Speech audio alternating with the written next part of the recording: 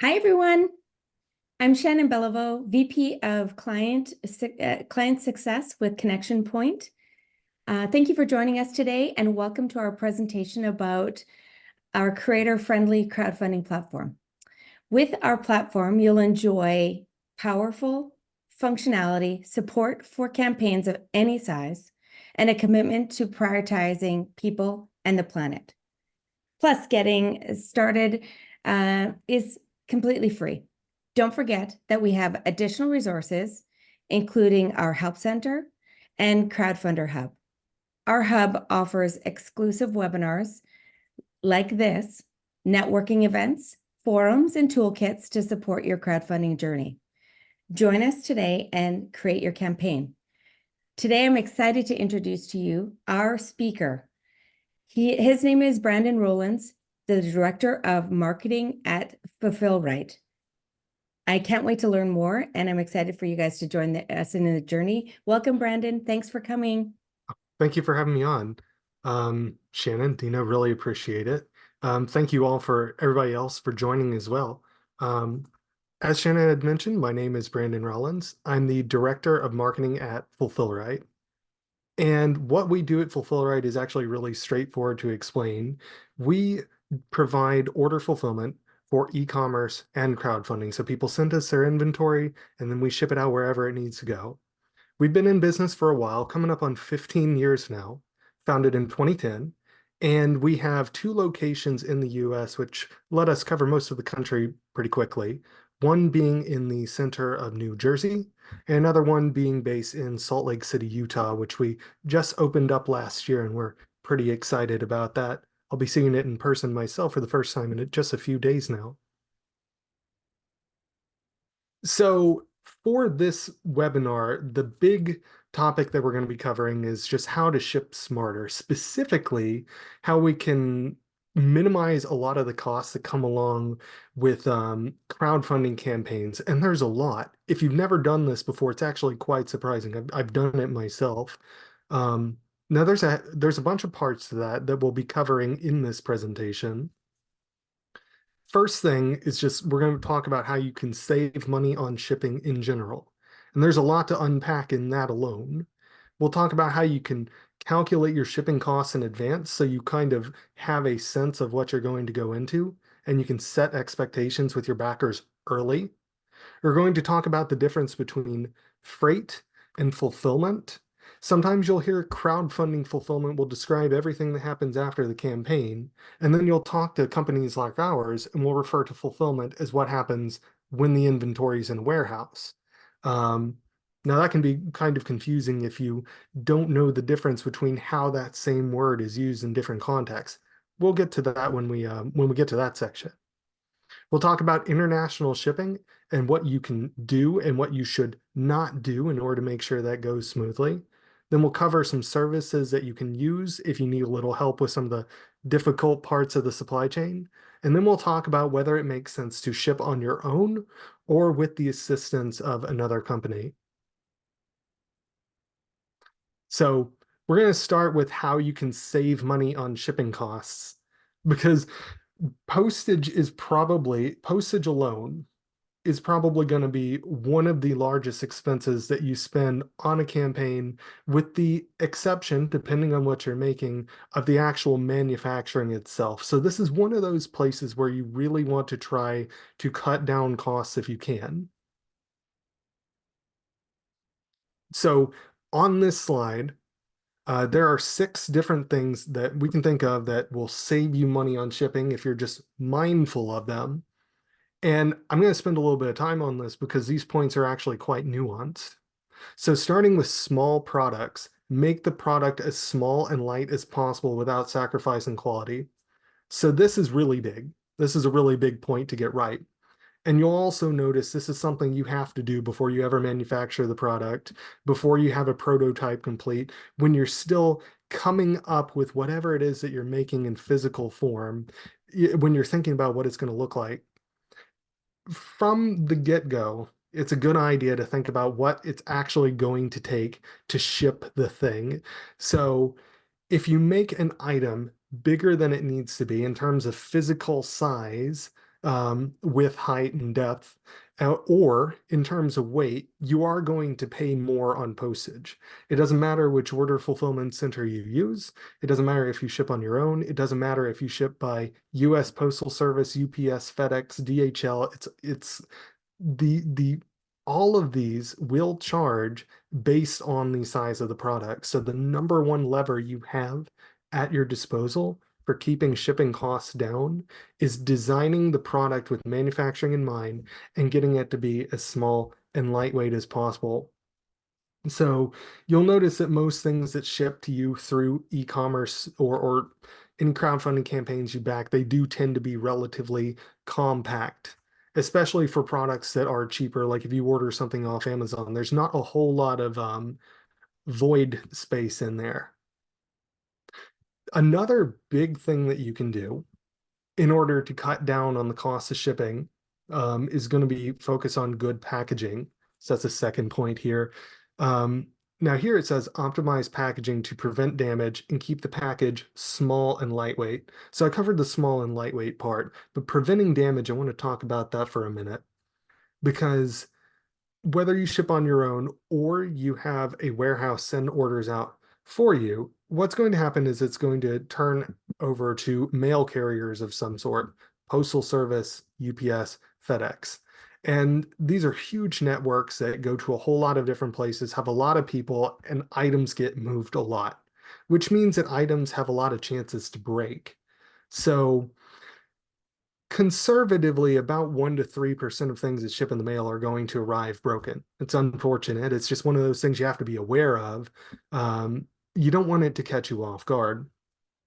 If you are careful, you can cut down the amount of items that break just by packaging things wisely, like by having enough bubble wrap or cardboard paper on the outside, having the right packaging for that to make sure it doesn't rattle around inside of its own box. And also by just making sure the product is seated within its internal packaging in a sensible way. Like you'll see if you order like razors, like shaving razors, they'll sit inside these inserts that are formed around the actual shape of the razor and it'll just be seated in that custom thing. And the reason being because it's going to allow this unusually shaped object to not rattle around inside its packaging and break. So if you can reduce the amount of breakage there, it will do you a huge favor in terms of a crowdfunding because if something breaks in the mail, you either have to send a replacement or try and get the backer to send it back and then send them a replacement that way. There's two ways that can go. Or you issue a refund. And none of these are good options. And they will all add up quickly in terms of cost. Another big one is discount postage. And this is actually a lot simpler than it sounds. The one thing you want to avoid is just going to the post office or to the UPS store and buying the postage right from them. You want to buy it from a discount firm. If you're working with an order fulfillment center, you just want to look at their postage rates and see if they are good compared to others. If you are shipping on your own, check out the Easy Ship and ShipStation, which I'm actually going to put there in the chat for you. Both of those are discount postage firms, and they can give you a big discount on postage, whereas it might take you $20 if you buy a postage for a few pounds of shipment to go if you bought it right from the post office. But one of these places might do it for like $15 or less than that. You can get some really good discounts with them. This next point is nearby 3PLs. So a 3PL is just an order fulfillment center, like Fulfillrite or like any of the other ones that ship out orders on your behalf. If you are going to work with one or more of them, you just want to make sure they're reasonably close to your backers, because the shorter the distance that packages have to go out in the mail, the less you pay on postage. This next one, number 5, is customs info. If you want to save money on shipping, you can collect all that customs information up front, like phone numbers and just anything else that you need to ship to people. And what this will do is actually minimize delays, and it might cut down on costs too. Because if you don't get all the backer information early on, what it can do is sometimes customs agencies will, if they don't know what an item is, they won't let it into the country, and you have to try and coordinate on the shipment, send it again, or just generally go through hoops to get it to the backer. But if you collect all the info you need up front through survey tools and that sort of thing, you can usually sidestep these sorts of issues. This last one is not going to shock you when it comes to saving money, but it's so important. You've got to be able to compare prices. And so that's whether you ship on your own and you're buying your own postage, or whether you're working with an order fulfillment center. You need to be able to compare the prices for postage and the actual services that you're spending on. So I'll be getting into depth on how that will actually work a little bit later in this as well, because that's quite complex in its own right. So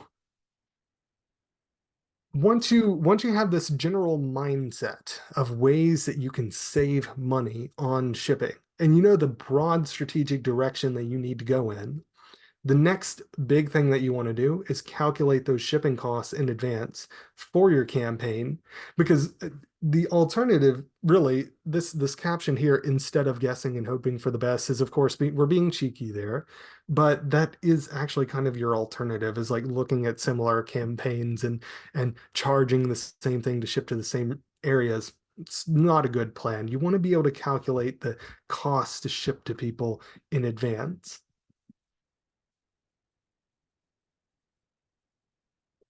Okay, so this is a slide about the four types of shipping costs. And when I say the four types of shipping costs, this is everything that happens after goods are manufactured. I've talked a lot about postage. Postage is obviously very important. It's one of your bigger costs. But if you were talking about fulfillment, the way that crowdfunding sites use it, that term, you need to account for everything it takes to get an item from the manufacturer to the backer. And that means freight to get all that inventory moved in bulk to somewhere else where it can be processed, customs, which is going from one country to another, um, postage, which of course is the price to take individual items and send them to backers. And if you're working with a fulfillment center, the cost that they will charge in order to package and handle and manage that stuff on your behalf. So those are the four types that you need to be aware of. Freight costs to get items on a boat or a plane in bulk. Customs, the cost to get inventory sent into another country. Postage, the cost to get individual units out to backers. And fulfillment costs, which is the cost of anybody who's working on your behalf to actually do the work of retrieving items from storage and putting them in boxes and sending them in the mail. We'll go into each of these in detail here. So freight costs. Freight is complicated, and it seldom ever makes the news. So it's actually like it's one of those things that a lot of people don't have background on, because why would you need to? The last time that anybody was paying attention to this in terms of pop culture or anything was when a boat quite like that got stuck in the Suez Canal about 3 years ago. That's the only time I've ever seen freight make like international news that normal folks I know were watching. But freight, the way it works, you've got to book it in advance to get your items where they need to go. So the actual cost of it is going to be affected by a bunch of things. One of them, of course, is going to be the size and the weight of all the products you've got to ship. So if you are ordering a run of, say, 5,000 board games, it's the cost to get those 5,000 board games shipped out, which might be, I mean, just like doing some mental math here, that's probably like 10 to 12 pallets of games. Um, and that would probably weigh about 10 to 15,000 pounds, or probably about 5,000 kilos. Like it's a lot of inventory you would have to move in this example. The exact size and weight of the bulk items to be shipped is one of the biggest factors in how much freight costs. The other big one is where your manufacturer is and where the freight needs to go. So we'll just say where your fulfillment center is for simplicity. It is far, far cheaper to ship from like, I don't know, Savannah, Georgia to New York City by boat because that's not that far to go.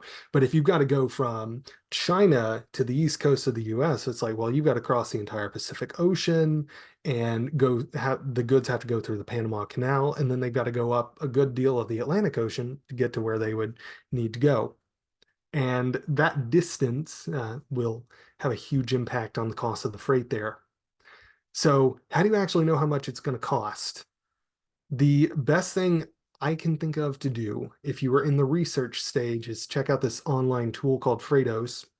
And for simplicity, I'm not going to pull that up and try and run a quote here because this is Zoom. You don't want to play with fire when it comes to technical issues.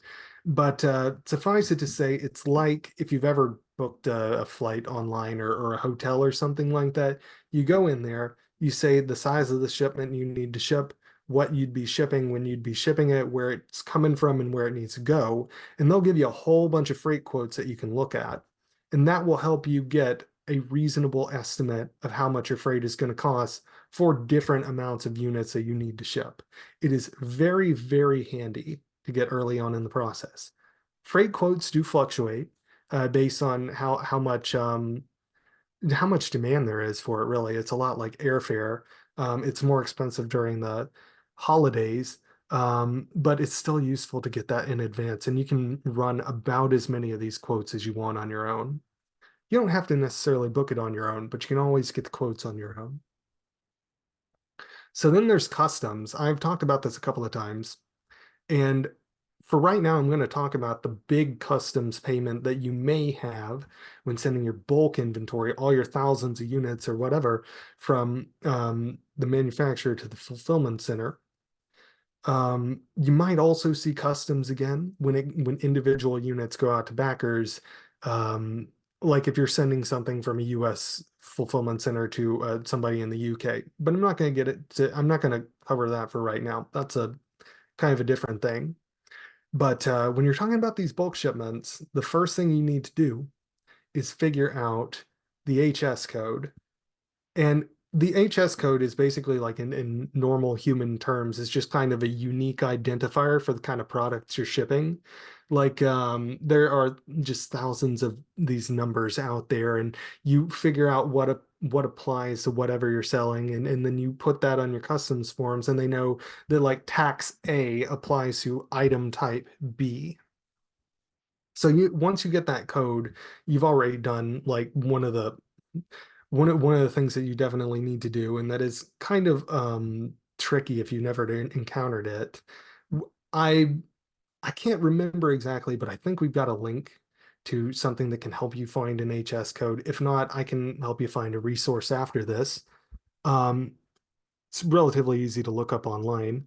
But once you get that code, you need to just figure out where the product needs to go, which means you want to have a fulfillment center lined up. And then from there, you just figure out which country you are shipping them from and which country you are shipping to if you're doing international shipping. And then you can look up customs charges through online calculators, at least when it comes to duties and taxes. Now, you may also, I've actually run into this myself, um, be charged for a customs exam, which is done randomly to check for the safety of certain items. Um, and it is truly random, so you can never like totally forecast what it's going to be in advance. But I'll tell you my personal story with this, just so you know generally how this works. I made a board game called with a team, made a board game called Tasty Humans back in 2019 and very, very early 2020 before the pandemic. And so we were shipping out of China because that's where you manufacture these kinds of things. The concept of the game is told from the perspective of monsters. So Tasty Humans was the name of it. Has the name written in block capitals on the sides of these boxes. And it is our theory that because it said Tasty Humans on the box in just block capitals, that we got that they had to do an X-ray exam of the whole thing. That's actually quite common with board games because they just want to make sure you're not like smuggling stuff into that when you're shipping from China to the US. It's a kind of a safety thing. But in any case, to get 3 pallets run through an X-ray machine, we had to pay about $600 to the customs authorities. And as soon as we paid that, the product cleared with no problem, and we were able to get that out to backers. It only held us back about a week. I'll say if there's anything that you're really worried about related to exams in your industry, customs exams, that's a good thing to talk to a customs broker about because they can help you navigate this stuff and learn what's normal in your industry, which is a little bit better than what I did, which is just kind of blindly stumble into this about 4 years ago when I was shipping. So the next thing, of course, we talked about postage costs a lot. I'm going to skip over that simply because we covered that very much. Biggest thing here is just size and weight of the product itself and making sure you don't buy retail if you can avoid it. To estimate those, you just get the rate quotes from any fulfillment centers that you want to use, or you check with Easy Ship and ShipStation. So fulfillment costs, if you're shipping on your own, this is going to look a little different than if you're working with a warehouse. And ultimately, it's going to depend on what rewards you're shipping and how many backers you have, and just any special requirements for your product. What you will need to do is just ask for quotes from multiple order fulfillment centers if you were doing this, and ask them what it actually costs to pick and pack an order, that is, remove it from storage and then put it into a box. And then ask them if they charge you for supplies. And if you do that, you've got most of what you need to know to be able to estimate the charge that they will require on top of postage to send it out to individual backers. If you're doing this on your own, however, you don't have to account for labor. There's no pick and pack fee if you're self-shipping, but you definitely want to look up the price of boxes or padded mailers or whatever it is that you're shipping, um, because that can actually be surprisingly expensive if you're doing that on your own, even if you order in bulk from places like Uline. Um, in general, if you're actually, I'm going to hold on that thought and we're going to get to that in a little bit because we no doubt have a section for that. But in any case, if you are trying to figure out what fulfillment costs are going to be specifically related to the actual labor involved, best thing you can do is get quotes from multiple 3PLs on this. And again, 3PL is just is short for an order fulfillment center, technically third-party logistics. Okay, so what is the difference between freight and fulfillment?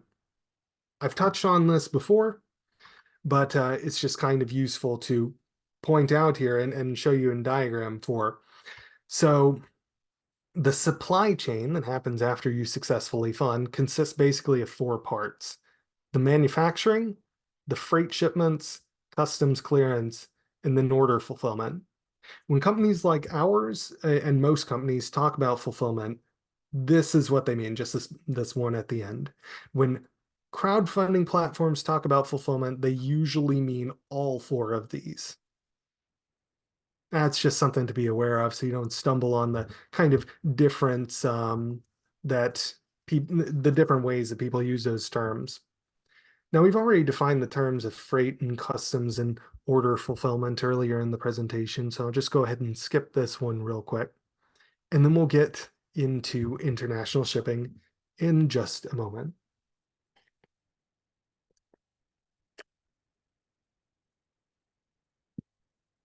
Okay. So when it comes to international shipping, we thought of 5 things that you can do that will prevent a lot of the things that tend to happen when you're shipping things long distances. If you do this, it's going to cut down on some of the costs, some of the missed shipments, and just issues that generally arise. So, common international shipping mistakes. Phone numbers. Oh, yes, this one comes up a lot. You need phone numbers for international shipping, so you've got to remember to collect them. You can no doubt use survey tools after the campaign is over to collect this, so you just want to make sure you do that at least a few weeks before you actually need to send things out in the mail. Because, like I had mentioned, if you don't have the phone number, there's a lot of countries that will not actually let you ship to them without that contact information for the backer. Shipping delays. These come up a lot because the manufacturing, the freight, the customs, the order fulfillment, there's a lot of moving parts here. And if any one of those hits a delay, many of which are out of your control, you everything else in the process is going to be slowed down a little bit. It has to, because it goes in sequence, A to B to C to D. Now, what you want to do on your end is just make sure that you set appropriate expectations and don't give people the hope that things will ship faster than they do, than they will. What you want to do is just build a little bit of slack time into your schedule and just not make it super obvious that you are doing that, so that you don't make unrealistic deadlines. And I would say this counts double if you happen to be shipping over the late November, December holiday season. Customs paperwork is another tricky one. So if you work with a customs broker, they will certainly help you with this. You can book freight on your own. And if you do that, do so with an understanding of what you're doing. But suffice it to say, for right now, what you need to be careful about is just make sure you fill out the paperwork correctly. Use the right code, be very specific about what you're shipping, where you're shipping it from and to, and make sure you are at least aware of other possible examinations that may be done on your inventory before it gets shipped out. Because like if you're doing children's toys, they're going to inspect it much more closely than they will like just apparel for adults. So if you fill out the paperwork correctly, if you're very careful about that, if you treat it kind of like your tax returns, that will help you cut down on delays and unnecessary exams, and even the slim possibility of having your goods impounded by the customs authorities, which can happen. It's not super common, but it can happen. Good paperwork can help prevent that, though. So another thing that a lot of people will try to do is kind of overdoing international shipping. So if you've got a lot of backers across the globe, you want to make sure that you've got fulfillment centers close to as many of them as possible. So Fulfillrite's based in the US. And if you had a campaign and you had thousands and thousands of backers, and maybe half of it were in the US and another half's in Europe and another half split between, say, Asia and Australia, you probably want a US fulfillment center, a European one, one in the general Australia, possibly parts of Asia as well, because you want to try to reduce the amount of super long distance international shipping that you're doing. Now, if you've only got a few hundred orders, you want to be careful about not overdoing that, which is what this next point is about. But if you've got lots and lots and lots of international orders, it's okay to use multiple warehouses and send those warehouses the stock they need to get them out to different people. Now, the other mistake, the other extreme here is splitting your inventory too much. If you don't have a super big campaign, if you've got a few hundred orders, you don't want to send like 15 units to Europe and 25 units to Australia and have the rest in the US, because that means you get too many different companies involved for relatively little inventory.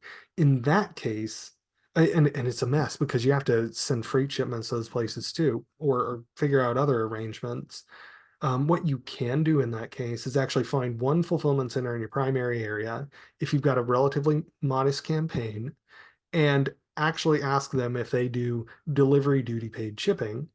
If you do that, you can actually pay for any extra charges that your backers may have on their behalf and just get it sent right to them.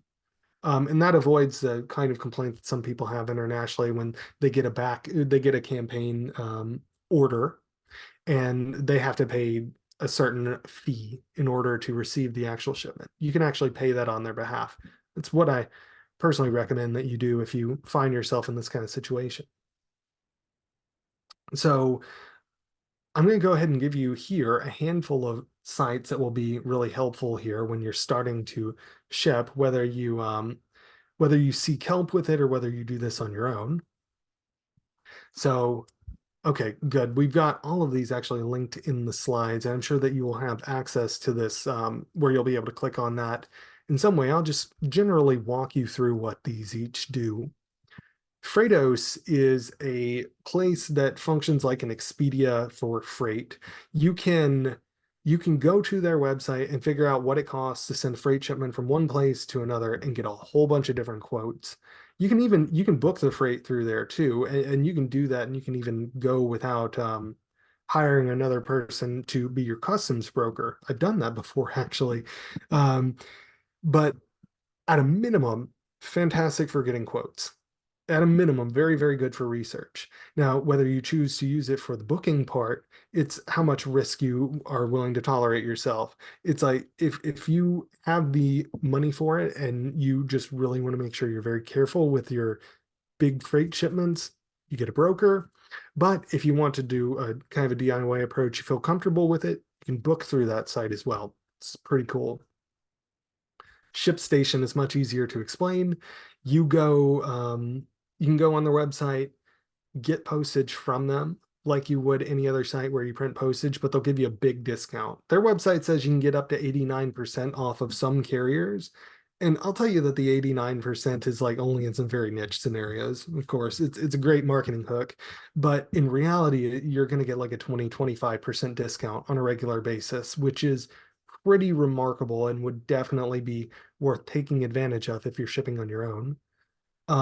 Simply Duty is really good for calculating what your import duty and taxes are going to be if you're shipping from one country to another in bulk. Really like using this tool. If you work with a customs broker, talk to them and make sure that what you're getting from this calculator is sensible. Just to be extra sure, but the data that it gives you tends to be pretty reliable at setting expectations for how much you can pay.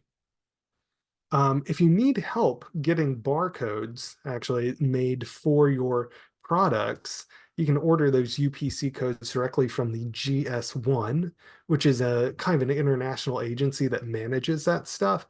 I like when people do this because if you get a code from them, it means that no one else is going to have the exact same code. And retailers really like that. If you have ambitions to get into Walmart or Costco or something like that. Last one I'll mention is the Stonemeyer Games blog. Any of you who are here because of a board game background are no doubt familiar with this. And it does have a bit of a board game slant to it. But I will say, in terms of like helpful blogs out there for crowdfunding, um, for him it's Kickstarter, it's framed as Kickstarter lessons, but you can extrapolate to crowdfunding in general. If you need a good library of stuff, of just resources to tell you how you can manage that, it's a great place to look. So, one big question that we get a lot of here is, does it make sense to hire an order fulfillment center? Like, does it even make sense to work with a 3PL? And so there are some situations where the answer is yes, and there are some situations where the answer is no. That's an actual picture of me. That picture is more than 8 years old now, which is ridiculous to think about, but that is my apartment back in 2016 when I was shipping a card game that I had gotten funded on Kickstarter a little bit earlier. Shipped all of that directly out of my apartment. So, can you self-ship? Yes, you can do it, and I've done it myself. But I've also done the other way around, where you can hire a 3PL to do it. And both of these can work in the right situations. It's just knowing which one's going to be right for you.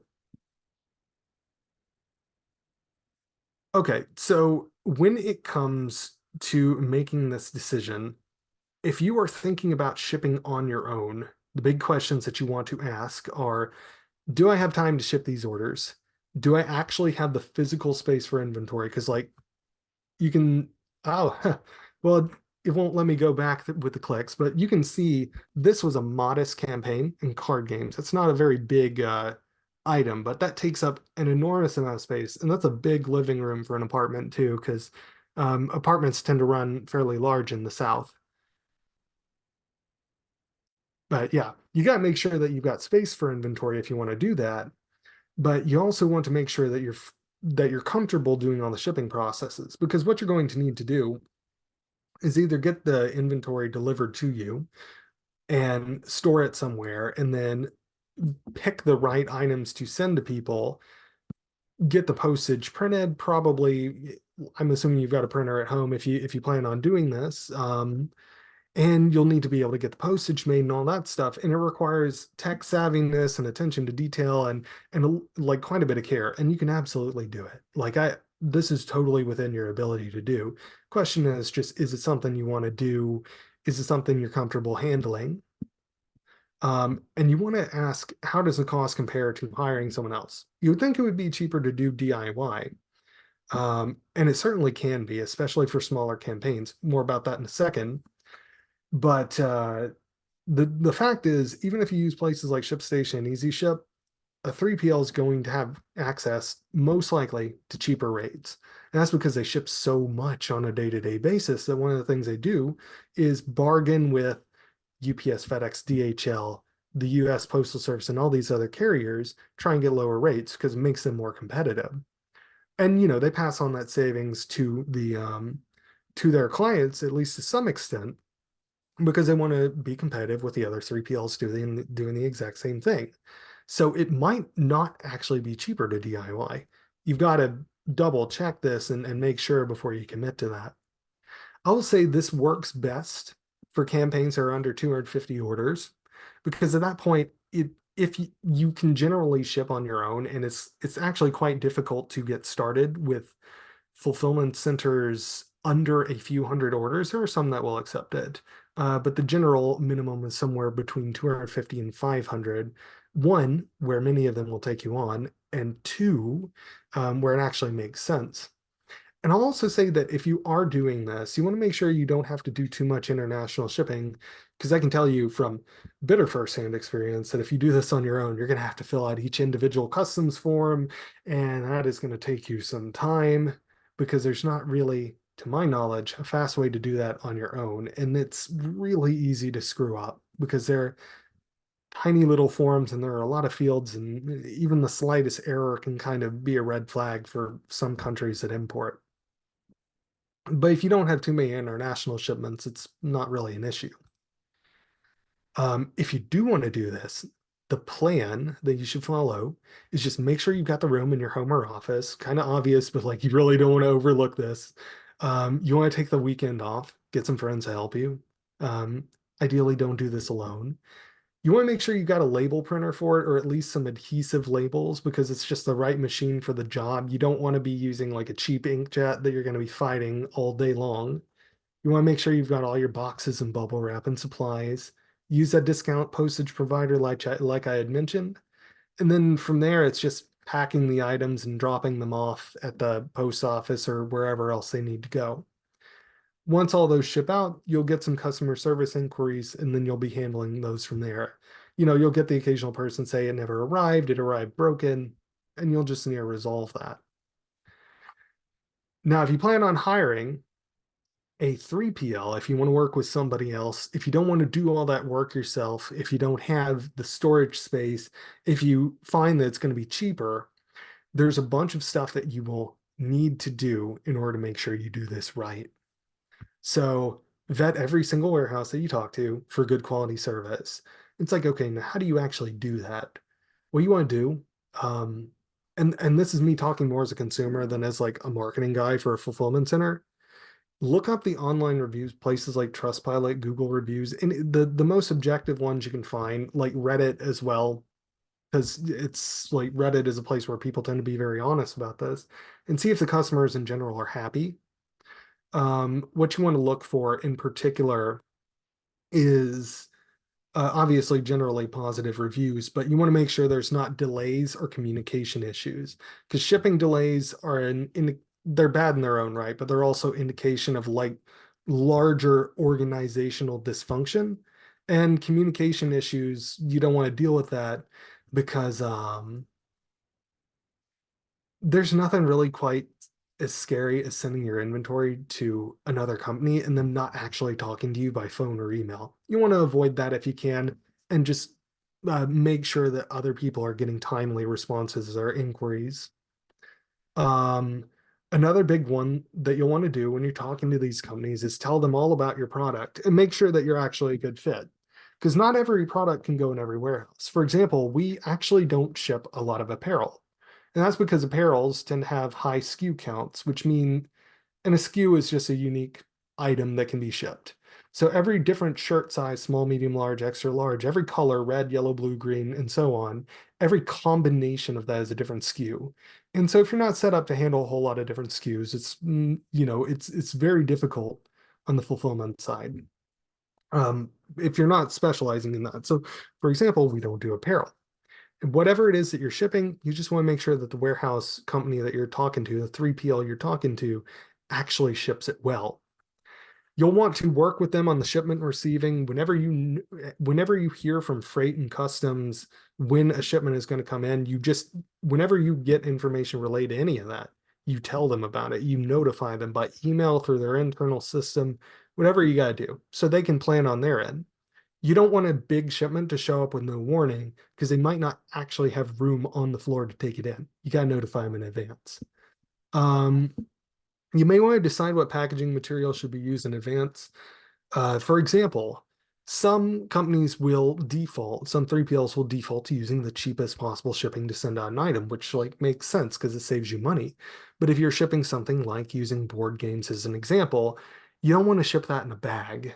You want to ship that in a nice rigid box so that it doesn't get dinged corners in the mail.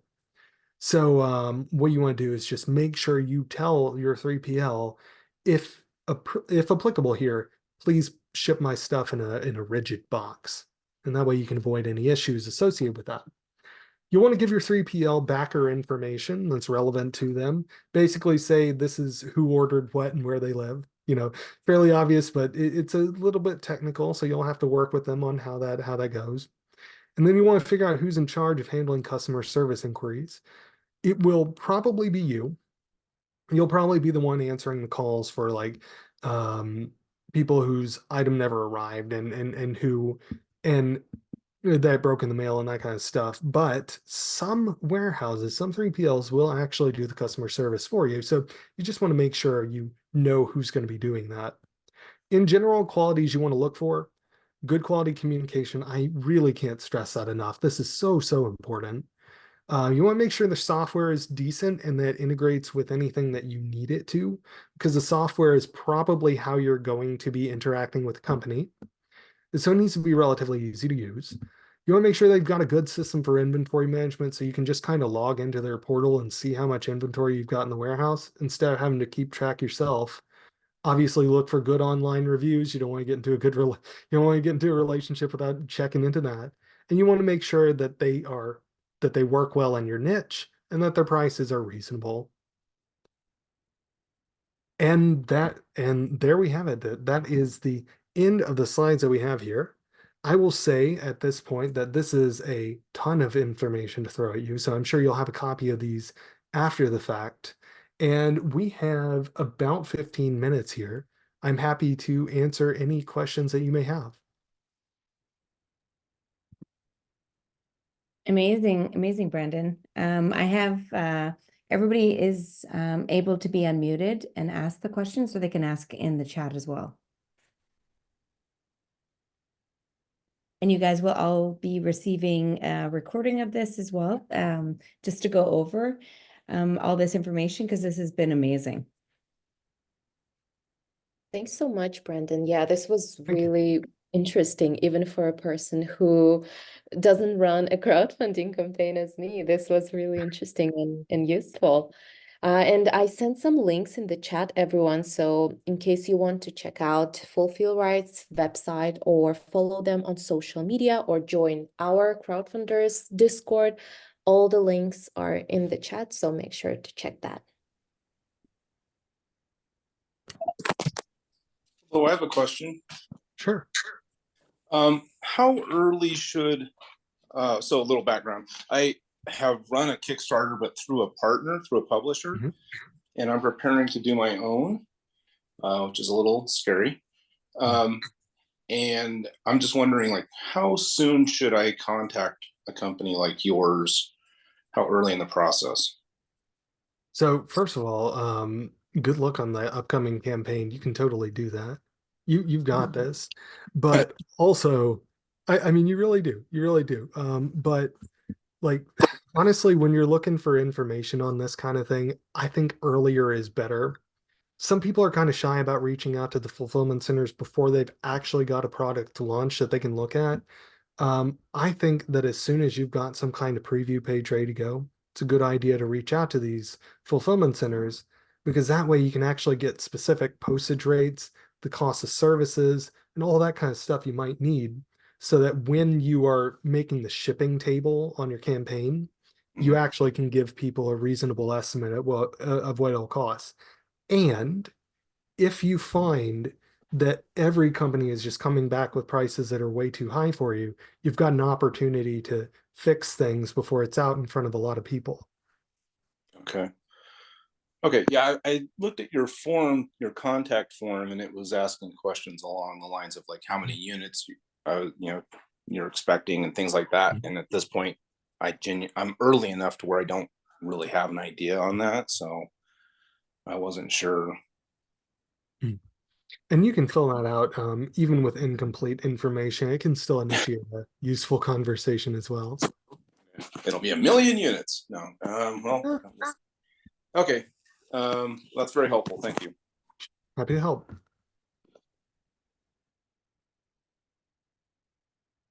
And of course, if anybody ever wants to reach out to me, I'm with the platform. So I'll just leave my email here. So you guys are more than welcome to reach out and ask questions specifically when you're like setting up the platform. I'm not as knowledgeable when it comes to like shipping like Brandon is, but I can help with the platform setup at least.